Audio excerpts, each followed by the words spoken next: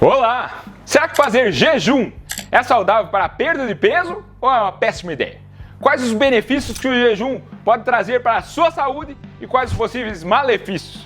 É verdade que o jejum intermitente vai modificar seu metabolismo para queimar gordura, sendo mais uma arma importante para você perder aquela barriguinha que há tempos você está tentando e não está conseguindo? Ou isso é mito? Qual a melhor maneira de fazer jejum para ativar todas as suas propriedades sem ter tantos efeitos colaterais e sem passar fome?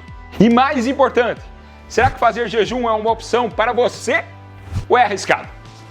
Nesse vídeo eu vou falar sobre jejum intermitente e por que é uma ferramenta importante para, além de perder peso, ter uma vida mais saudável, viver mais e melhor, prevenir doenças sérias como Alzheimer, diabetes, doenças cardiovasculares e mesmo câncer. Sabia que lá na Grécia Antiga, Platão dizia que ele jejuava para uma melhor eficiência física e mental? E ele estava certo, melhora mesmo. Então, nesse vídeo, eu vou lhe contar os 10 benefícios que o jejum pode lhe trazer e vou contar também o que é por trás disso tudo.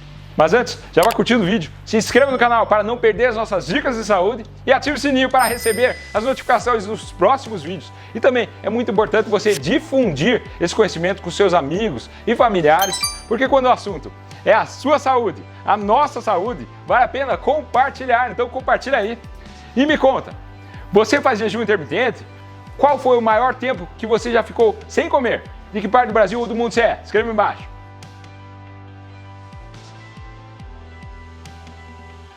Vamos lá! O que é jejum intermitente? Jejum não é um conceito novo. Os nossos antepassados tinham que caçar para conseguir comida, ou seja, eles não tinham comida todos os dias. Tinha dias que faltava, então não era o tempo todo que eles conseguiam se alimentar. Como a gente, é só abrir a geladeira e pronto.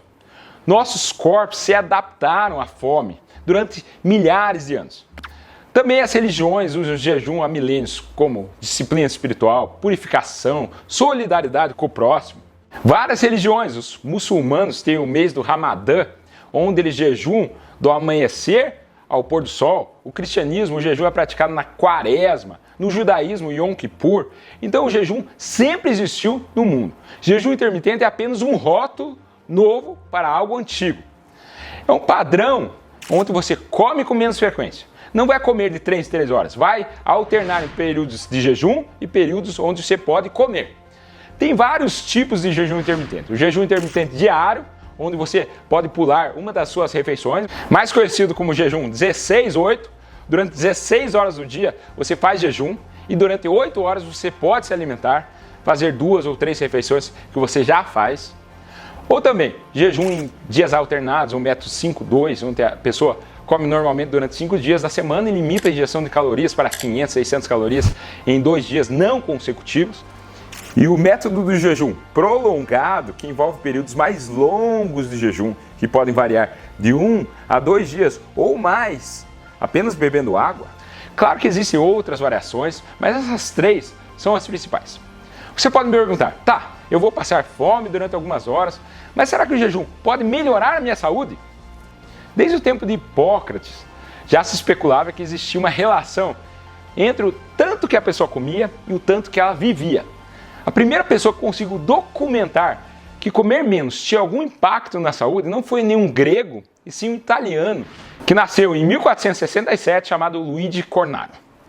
Ele era um italiano muito rico, que bebia muito, comia muito, fazia festas no seu palácio, tinha uma mulher jovem e bonita e uma filha pequena.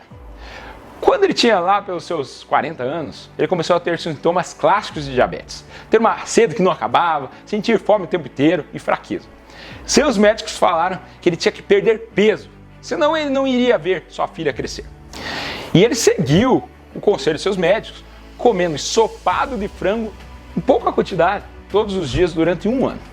Ele dizia que se levantava da mesa com fome de comer e beber muito mais. 1 ano depois, ele se viu curado de todos os seus sintomas, a qualidade de vida tinha voltado ao que era antes ou até melhorado, e ele resolveu seguir esse cardápio pelo resto da vida. Quantos anos você acha que ele viveu? Lembre, ele estava diabético aos 40 anos. Ele ultrapassou os 98 anos, falecendo em 1566. Imagine viver tudo isso naquela época de Pedro Álvares Cabral. Tanto que ele escreveu, quando ele tinha 80 anos, o primeiro best-seller de nutrição Como Viver 100 Anos, um discurso da vida sóbria que foi lido por Benjamin Franklin, Thomas Edison e muitos outros que falavam: coma pouco e viva muito. Se você procurar, ainda é vendido. Eu baixei de graça no Kindle. Mas será que é verdade? Quanto menos você come, mais você vive? Desde 1930, vários estudos de restrição calórica em animais, restrição calórica sem desnutrição, onde o grupo de cobaias comia à vontade, ad libitum, e o outro grupo tinha uma restrição calórica de 30%, e ficou mais do que provado que em animais a restrição calórica pode aumentar a sobrevida em 15% a 45%. Então diminuir 30% as calorias pode aumentar até 45% os anos que as cobaias viveriam. Esses estudos não foram feitos só em ratos, mas também peixes, cachorros, moscas, fungos, minhocas e com o Luigi Cornaro. Onde você acha que a restrição calórica e também o jejum agem, principalmente no nosso metabolismo. Quando a gente come, o excesso de glicose é armazenado no fígado e músculos na forma de glicogênio e no tecido adiposo na forma de gordura.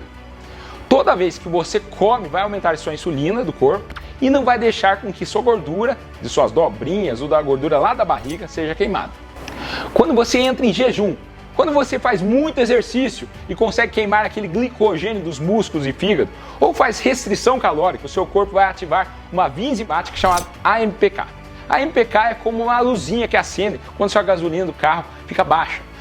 Quando a AMPK é ativada, ela faz com que a célula conserve energia e procure outras formas de energia. Então, jejum, restrição calórica e exercício físico ativam a AMPK.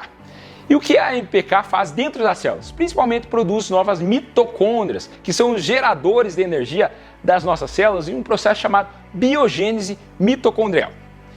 E essas mitocôndrias são mais eficientes que aquelas velhas e danificadas que as células já tinham. Pense que você trocou as pilhas da célula.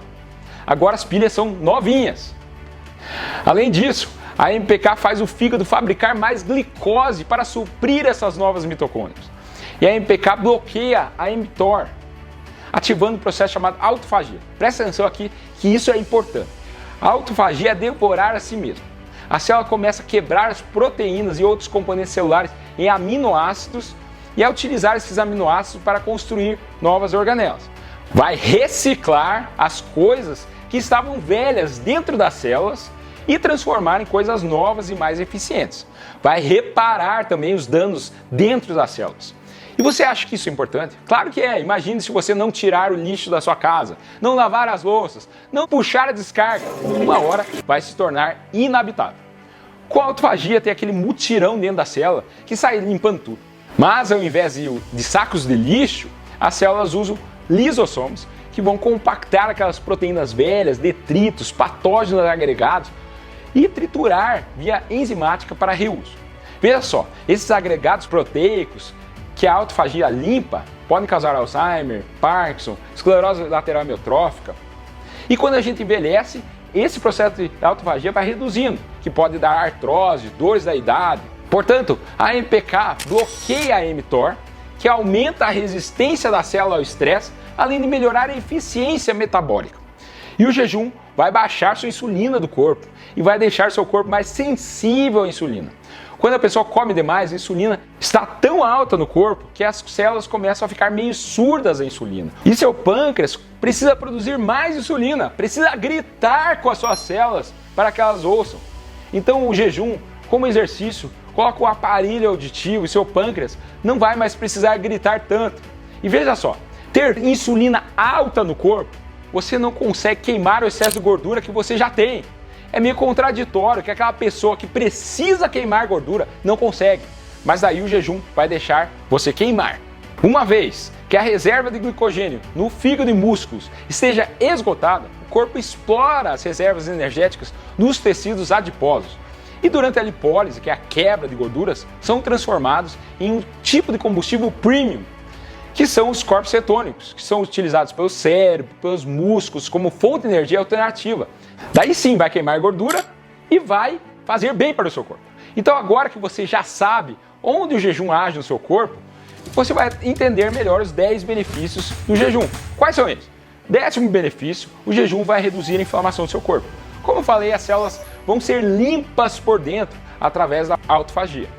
Além disso, a primeira gordura que você começa a perder é a gordura mais perigosa de todas, que é a gordura visceral, perto dos seus órgãos, dentro dos seus órgãos, como a gordura do fígado. Ela causa inflamação, ela transforma a sua testosterona em estrógeno, ela aumenta a resistência insulínica, ela faz mal. O jejum consegue fazer com que o seu corpo se livre dessa gordura prejudicial. Nono benefício, melhora a sensibilidade à insulina. Isso reduz seu risco de pré-diabetes e diabetes. As suas células começam a ouvir mais, ser menos resistentes à insulina, que seu pâncreas já produz. O estudo publicado em 2016 na revista BMJ descobriu que o jejum intermitente ajudou a reduzir a glicemia em indivíduos com diabetes tipo 2. Vai reduzir a insulina circulante e melhorar a sensibilidade à insulina. A resistência insulínica sozinha está associada ao risco de Alzheimer em 5 vezes, em câncer de 12 vezes e morte por doenças cardiovasculares em 6 vezes. Então vale muito a pena. Oitavo benefício, pode reduzir doenças cardiovasculares. Um estudo publicado no Journal of American Medical Association descobriu que o jejum intermitente ajudou a reduzir a pressão arterial e os níveis de colesterol e triglicerídeos do sangue em indivíduos saudáveis. Excesso de insulina aumenta a pressão, gordura no fígado, aumenta o colesterol, reduzindo a inflamação, vai sim reduzir seu risco de infarto e derrame. Sétimo benefício, pode melhorar seu humor. O jejum pode ajudar a reduzir o estresse e a ansiedade, pois pode ajudar a aumentar a produção de neurotransmissores, como a serotonina, que está envolvida no humor e na regulação do estresse, e de noradrenalina, que tem a ver com foco. Além disso, aumenta a sensação de autocontrole e autonomia em relação à alimentação. E quando a gente está mais em controle, a gente tem menos estresse. Sexto benefício, melhora a sua imunidade. O jejum pode ajudar a melhorar a função do sistema imunológico, ajudando a proteger contra infecções e doenças. A renovação celular ajuda o sistema imunológico a eliminar células danificadas ou antigas e produzir novas células saudáveis que vão destruir as células invasoras e vírus. Quinto benefício, melhora seu sono. Um estudo publicado no Journal of Nutritional Science, em 2018, descobriu que o jejum intermitente melhorou a qualidade do sono em adultos com excesso de peso ou obesidade. Outro estudo publicado no Nutrition Research, em 2019, também viu melhorias na qualidade do sono em adultos saudáveis que praticavam o jejum intermitente. Quarto benefício, longevidade. O Luigi Cornaro estava certo. O jejum pode prolongar a vida das células, o que pode estar associado a maior longevidade. Além disso, renovando os motores, trocando as baterias das células, reduz o risco de doenças relacionadas à idade. Terceiro benefício, reduz o risco de câncer. O jejum pode ajudar a reduzir o risco de câncer, pois pode impedir o crescimento de células cancerígenas, além de melhorar a eficácia do tratamento. Um estudo publicado no JAMA Oncology, em 2016, descobriu que mulheres que jejuaram por pelo menos 13 horas por noite tinham um risco reduzido de câncer de mama em comparação com aquelas que não jejuavam regularmente. Além disso, um estudo publicado no Journal of Cellular Physiology, em 2019, descobriu que o jejum pode ajudar a reduzir a resistência à quimioterapia no câncer de mama. Segundo benefício, vai reduzir seu peso. O jejum pode ajudar a reduzir a ingestão calórica e, consequentemente, levar à perda de peso. Então, há um déficit calórico, você tende a comer menos calorias. Além disso, aumentando a queima de gordura, há uma melhora dos seus hormônios, aumenta o hormônio de crescimento, que protege contra a perda muscular e também ajuda a queimar gordura, aumenta a grelina, reduz leptina, então vai lhe dar menos fome. E primeiro benefício, melhora o seu cérebro. Jejum é um desafio para o seu cérebro. Se você está com fome e não consegue comida, o que acontece? Seus circuitos cerebrais se tornam mais ativos. O jejum aumenta o BDNF, semelhante ao exercício, o BDNF aumenta neurônios. Além disso, o jejum aumenta o número de mitocôndrias dentro dos neurônios. Além de trocar as pilhas, aumenta o número de pilhas. Além disso, o corpo utiliza as cetonas como combustível alternativo para mudar a marcha. Os romanos sabiam disso. Na época onde convulsões era vista como espíritos demoníacos, eles trancavam as pessoas em um quarto sem comida e a pessoa parava de convulsionar. Porque os corpos cetônicos estabilizam os neurônios. Você vai ter maior clareza mental, melhora a memória. Algumas pesquisas mostram que o jejum intermitente pode ajudar a melhorar a função cerebral e reduzir o risco de doenças neurodegenerativas, como doença de Alzheimer e Parkinson. Como eu falei, limpa a célula por dentro através da autofagia. E os riscos? Será que fazer jejum é para você? Em primeiro lugar, não sabemos qual é o protocolo melhor. Tem certos efeitos colaterais como fome, irritabilidade, fraqueza, dores de cabeça, tonturas, perda de massa muscular, maior sensação de frio. Então não é para qualquer um. Se você já está fraco, vai perder músculo. Então não recomendo para crianças e adolescentes, mulheres grávidas ou que estão amamentando, pessoas com distúrbios alimentares, bulimia, anorexia de jeito nenhum, diabetes tipo 1, que usa insulina, ou diabetes de difícil controle ou avançada, pessoas com baixo peso ou frágeis, porque você vai perder músculo.